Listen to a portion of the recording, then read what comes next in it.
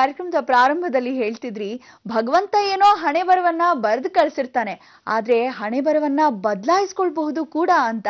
ಅದು ಹೇಗೆ ಅಂತ ತಿಳಿಸ್ಕೊಡ್ತಿದ್ರಿ. ಏನೋ ಕಳಸವನ್ನ ಇಡಿ ನಂತರ ಏನ್ ಮಾಡ್ಬೇಕು ಹೇಳ್ತೀನಿ ಅಂತಿದ್ರಿ. ಏನ್ ಮಾಡ್ಬೇಕು ಗುರುಜಿ? ನೋಡಿ, ಇವತ್ತು ರಥೋತ್ಸವ ಅಲ್ವಾ, ಅನ್ನಪೂರ್ಣೇಶ್ವರಿದು.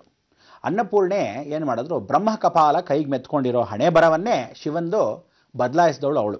ಯಾವಾಗ ಬ್ರಹ್ಮ ಕಪಾಲ ತುಂಬಿಡುತ್ತೋ, ಅಂದರೆ ಬ್ರಹ್ಮ ಸೃಷ್ಟಿ ಮಾಡಿರೋ ಹಣೆ ಬರವನ್ನ ಪೂರ್ತಿ ತುಂಬಿಟ್ಟಿರುತ್ತೋ, ಇವನು ಭಿಕ್ಷೆಯನ್ನೇ ತಗೊಂಡು ಹೋಗಿರೋ ಪರಮೇಶ್ವರನ್ನ ಕಪಾಲವೇ ಕೈಗೆ ಮೆತ್ಕೊಂಡ್ಬಿಟ್ಟಿದ್ದಾಗ ಅದನ್ನು ಬಿಡಿಸೋದು ಯಾವಾಗ ಅಂದರೆ ಈ ಕಪಾಲ ಪೂರ್ಣ ತುಂಬಿದಾಗ. ಅದು ಶಕ್ತಿಯಿಂದಾನೇ ಸಾಧ್ಯ. ಬ್ರಹ್ಮ ವಿಷ್ಣು ಮಹೇಶ್ವರನ್ನ ತ್ರಿಮೂರ್ತಿಗಳನ್ನ ಸೃಷ್ಟಿ ಮಾಡಿರೋ ಜಗನ್ಮಾತೆ ಅನ್ನಪೂರ್ಣೇಶ್ವರಿ ಆದಾಗ ಆ ಅಕ್ಕಿ ಬೇಳೆ ಎಲ್ಲರೂ ಎಷ್ಟು ತುಂಬಿಸಿದ್ರೋ, ಕಪಾಲದಲ್ಲಿ ಎಷ್ಟು ತುಂಬಿಸಿದ್ರು ಆ ಕೈ ಬಿಟ್ಟು ಹೋಗ್ತಿಲ್ದೇ ಇರೋದನ್ನ ಬರೀ ಕೇವಲ ಒಂದು ಸೌಟ್ ಅಷ್ಟು ಹಾಕ್ತಾಳೆ ಅನ್ನಪೂರ್ಣೇಶ್ವರಿ. ತುಂಬ ತುಳುಕ್ಬಿಡುತ್ತೆ ಬ್ರಹ್ಮ ಕಪಾಲ. ಈ ಕೈಯಲ್ಲಿ ಏನು ಮೆತ್ಕೊಂಡ್ಬಿಟ್ರತ್ತೆ ಈಶ್ವರನಿಗೆ, ಅದು ಬಿಟ್ಟು ಹೋಯ್ತು. ಅಂದರೆ ಶಿವನ ಹಣೆ ಬರನೂ ಬದಲಾಯಿಸ್ತಕ್ಕಂಥ ದಿನ. ಅದಕ್ಕೆ ನೀವೇನು ಮಾಡಬೇಕು, ಪುಟಾಣಿ ಒಂದು ಕಲಶ ತಾಮ್ರ ಚೊಂಬಿಟ್ಕೊಳ್ಳಿ. ಆ ಪುಟಾಣಿ ಕಲಶದಲ್ಲಿ ನೀರು ಹಾಕ್ಕೊಳ್ಳಿ. ಮನೆಯಲ್ಲಿರ್ತಕ್ಕಂಥ ನವರತ್ನದ ಉಂಗುರ ಸಿಕ್ಕಿದ್ರೆ ಜ್ಞಾಪಕ ಇಟ್ಕೊಳ್ಳಿ, ನವರತ್ನದ ಉಂಗುರ ಸಿಕ್ಕಿದ್ರೆ ಒಳ್ಳೆಯದು. ಇಲ್ಲದೇ ಇದ್ರೆ ಯಾವುದಾದ್ರು ಒಂದು ಬಂಗಾರದ ಉಂಗುರ ಅದರೊಳಗೆ ಹಾಕಿ. ಬಂಗಾರದ ಉಂಗುರ ಇಲ್ವಾ, ಒಂದು ಚೈನ್ ಬಂಗಾರದ್ದು, ಮೈನರ್ ಚೈನೋ ದೊಡ್ಡ ಚೈನೋ ದಪ್ಪದ ಚೈನೋ ಇಷ್ಟು ದೊಡ್ಡ ಚೈನೋ ಏನೋ ನಿಮ್ಮ ಅನುಕೂಲ, ಸ್ವಲ್ಪ ಮಟ್ಟಕ್ಕೆ ಹಾಕಿ. ಚೊಂಬಲ್ಲಿ ಇಡಿಸೋಷ್ಟು ಮಾತ್ರ, ದೊಡ್ಡದಾಗಿ ತಂದೆಲ್ಲ ಹಾಕೊಂಡ್ಬಿಟ್ಟಿದೆ, ಒಂದನ್ನು ಮಾತ್ರ ಬಂಗಾರ ಹಾಕಿ. ಬೆಳ್ಳಿಯನ್ನು ಯಾವುದಾದ್ರು ಒಂದು ರಾಮ್ ಟಂಕಿನೋ, ಹಳೆಯ ಕಾಲದಲ್ಲಿ ರಾಮ್ ಟಂಕಿನ ಸಿಕ್ತಿತ್ತು, ಇಷ್ಟು ದೊಡ್ಡದು, ದೇವ್ರನ್ನ ಪೂಜೆ ಮಾಡ್ತಾ ಇದ್ವಿ, ಅಂಥದ್ದು ಸಿಕ್ಕಿದ್ರೆ ಒಳ್ಳೆಯದು. ಇಲ್ದಿದ್ದ ಪಕ್ಷದಲ್ಲಿ ಬೆಳ್ಳಿದು ಯಾವುದಾದ್ರು ಒಂದು ನಾಣ್ಯ ಯಾರಾದರೂ ಗಿಫ್ಟ್ ಕೊಟ್ಟಿರ್ತಾರೆ ಅದರೊಳಗೆ ಹಾಕಿ. ಬೆಳ್ಳಿ ಬಂಗಾರ ಎರಡು, ಚಂದ್ರ ಗುರು ಎರಡನ್ನೂ ಸೇರಿಸಿ ಗಜಕೇಸರಿ ಯೋಗವನ್ನು ಸೃಷ್ಟಿ ಮಾಡಿರ್ತಕ್ಕಂಥದ್ದು.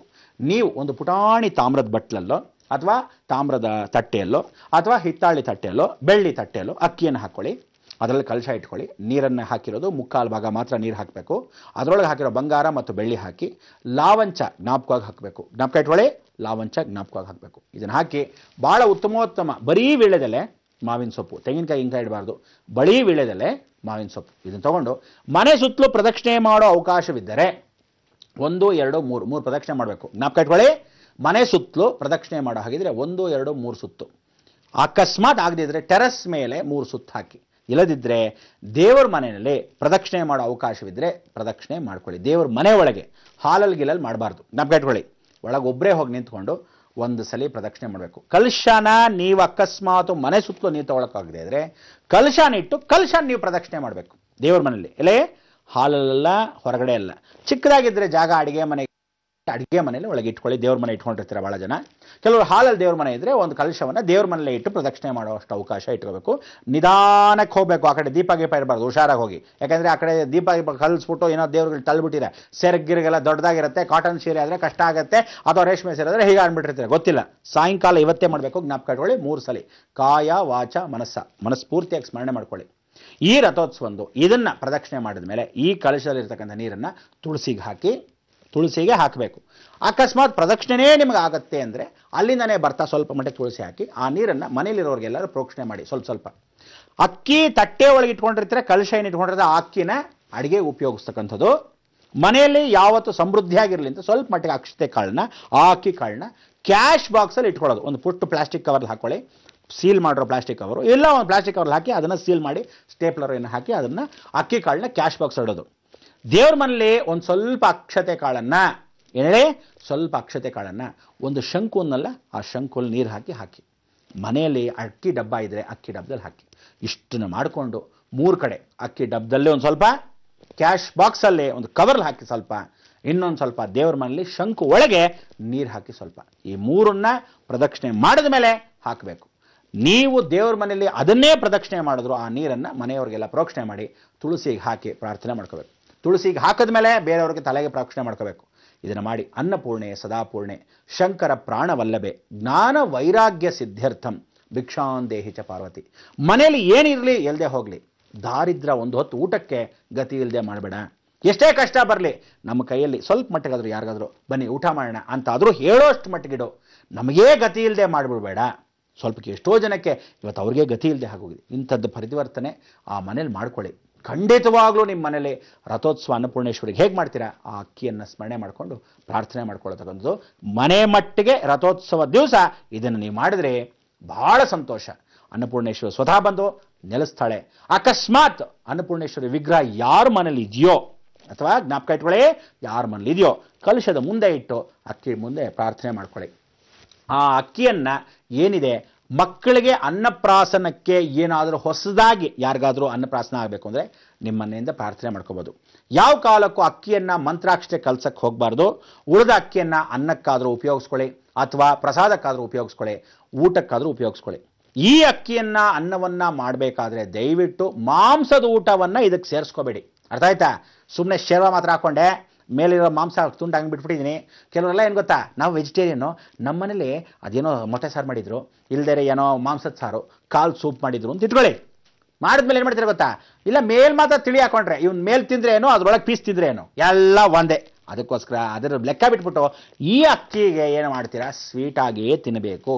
ಅನ್ನವನ್ನ ಮಾಡಿಕೊಂಡಾಗ ಅನ್ನ ಹುಳಿ ವೆಜಿಟೇರಿಯನ್ ಆಗಿ ತಿನ್ನಬೇಕು, ಇದನ್ನು ಮಾಂಸಾಹಾರವಾಗಿ ತಿನ್ನಬಾರ್ದು. ಇವತ್ತು ಅದನ್ನು ಸ್ಮರಣೆ ಮಾಡಿಕೊಂಡು ಪ್ರಾರ್ಥನೆ ಮಾಡ್ಕೊಳ್ಳಿ. ಕೆಲವರೆಲ್ಲ ಏನು ಮಾಡ್ತಾರೆ, ಪಾರ್ಸಲ್ ತಂದುಬಿಡ್ತಾರೆ, ಅಲ್ಲಿ ಇಲ್ಲಿ ಎಲ್ಲ ತಂದುಬಿಟ್ಟು ಇದನ್ನು ಕಲಿಸ್ಕೊಂಡು ಲಕ್ಷಣವಾಗಿ ಚೆನ್ನಾಗಿ ತಿನ್ಬಿಡೋದು. ಏನೋ ರಾಮಚಂದ್ರ, ಇದನ್ನೆಲ್ಲ ಯಾವ ಕಾಲಕ್ಕೂ ತಿಳ್ಕೊಳ್ಳಿ. ದೇವರ ಅಡಿಗೆ, ದೇವರ ಅಕ್ಕಿ ಯಾವ ಕಾಲಕ್ಕೂ ಮಾಂಸಾಹಾರ ಕೂಡ್ದು. ನೀವು ಈ ಥರ ಮಾಡ್ಕೊಳ್ಳಿ, ಖಂಡಿತ ಒಳ್ಳೆಯದಾಗತ್ತೆ, ಅಭಿವೃದ್ಧಿ ಆಗತ್ತೆ. ರಥೋತ್ಸವ ತೇರನ್ನೆಲ್ಲ ಸ್ಮರಣೆ ಮಾಡಿಕೊಳ್ಳೋ ದಿನ ಇವತ್ತು. ಆ ನಕ್ಷತ್ರ ಪ್ರಕವಾಗಿ ಎಲ್ಲ ದೇವಾನುದೇವತೆಗಳ ಸಖಿಗಳು ಅಂದರೆ ದೇವರುಗಳಿಗೆ ಸೇವಾ ದೃಷ್ಟಿಯಲ್ಲಿರ್ತಕ್ಕಂಥ ದೇವದಾಸರು, ದಾಸಾನುದಾಸರಾಗಿರ್ತಕ್ಕಂಥ ಆ ಒಂದು ಸೈನಿಕ, ಆ ಒಂದು ಸಖತ್ವ ಎಲ್ಲವೂ ಬಂದು ಆ ದೇವಾಲಯಗಳಲ್ಲಿ ಸೇರುತ್ತೆ. ಅದಕ್ಕೆ ನೀವೇನು ಮಾಡಬೇಕು, ದೊಡ್ಡ ದೇವಾಲಯ ಎಲ್ಲಿದೆಯೋ ಇವತ್ತು ಸ್ಮರಣೆ ಮಾಡ್ಕೊಳ್ಳಿ. ಆ ದೇವಾಲಯಕ್ಕೆ ನಾನು, ನನ್ನ ಹೆಂಡತಿ, ಮಕ್ಕಳು ಒಂದು ಶನಿವಾರನೋ ಭಾನುವಾರನೋ ಬರ್ತೀವಿ ಅಂತ ಹಣೆ ಬರವನ್ನ ಬದಲಾಯಿಸುವ ಈ ದಿನ ಸ್ಮರಣೆ ಮಾಡ್ಕೊಳ್ಳೋ ಅನುಕೂಲ ಇದ್ದವ್ರಿಗೆ ಬಲಿಪೀಠಕ್ಕೆ ಪ್ರಾರ್ಥನೆ ಮಾಡ್ಕೊಳ್ಳೋದು. ನೀವೇನು ಮಾಡ್ಬೋದು, ಅಕಸ್ಮಾತ್ ಎಲ್ಲೂ ಹೋಗೋಕ್ಕಾಗದೇ ಇದ್ರೆ ಹೊಸಲ ಮೇಲೆ ಪ್ರಾರ್ಥನೆ ಮಾಡ್ಕೊಳ್ಳೋಕ್ಕಾದ್ರೆ ಮನೆ ಒಳಗಡೆ ನೋಡ್ಕೊಂತ, ಜ್ಞಾಪಕ ಇಟ್ಕೊಳ್ಳಿ, ಮನೆ ಒಳಗಡೆ ನೋಡ್ಕೊಂತ ನಿಮ್ಮ ಇಡೀ ಹಣೆಯನ್ನ ಆ ಹೊಸಲ ಮೇಲೆ ಇಡಬೇಕು.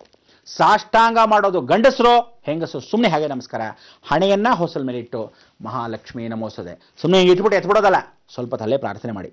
ಲಕ್ಷ್ಮೀ ನರಸಿಂಹಾಯ ನಮಃ ಸರ್ವಪೀಠಂ ಆವಾಹ್ಯಾಮಿ. ಮಮ ಹಣೆ ಬರ, ಅದಕ್ಕೆ ಆ ಹಣೆ ಬರನ್ನು ಸ್ಮರಣೆ ಮಾಡ್ಕೋಬೇಕು. ಮಮ ಕರ್ಮಂ ದೇಹಿಮೆ ಕುರು ಅಂತ, ಆ ದೇಹದಲ್ಲಿರ್ತಕ್ಕಂಥ ಸರ್ವಕರ್ಮವೋ ಕುರು ಅಂದರೆ ಹೊರಟು ಹೋಗಲಿ, ಹೊಸ ಹಣೆ ಬರವನ್ನು ಬದಲಾಯಿಸಿ ಅಂತ. ದೇವಸ್ಥಾನ ಅನುಕೂಲ ಇದ್ದವರು ಪ್ರಾರ್ಥನೆ ಮಾಡ್ಕೊಳ್ಳಿ. ನನಗೆ ಇವತ್ತು ಬರೋಕ್ಕಾಗದೇ ಇದ್ರು ಇನ್ನೊಂದು ದಿವಸ ಬಂದು ಕುಟುಂಬ ಪರಿವಾರ ಸಮೇತರಾಗಿ ಬಂದು ಅದನ್ನು ಮಾಡಿ ಹಣೆ ಬರನ್ನು ಬದಲಾಯಿಸ್ಕೊತೀನಿ. ಯಾವತ್ತೂ ತಿಳ್ಕೊಳ್ಳಿ, ಇನ್ನೊಂದು ದಿವಸ ಹೋಗೋಗಿದ್ರೆ ಶನಿವಾರ ಬುಧವಾರ ಮಾತ್ರ ಹೋಗಬೇಕು. ಜ್ಞಾಪಕ, ಆ ಬಲಿಪೀಠದ ಮೇಲೆ ಇವತ್ತಾದರೆ ಹೋಗಿ ಬನ್ನಿ, ಭಾಳ ಸಂತೋಷ. ಬೇರೆ ದಿವಸ ಹೋದರೆ ಶನಿವಾರ ಬುಧವಾರ ಮಾತ್ರ ಆ ಬಲಿಪೀಠದ ಮೇಲೆ ತಾನೇ ಹಣೆ ಬರವನ್ನು ಇಟ್ಟು ಪ್ರಾರ್ಥನೆ ಮಾಡಿ.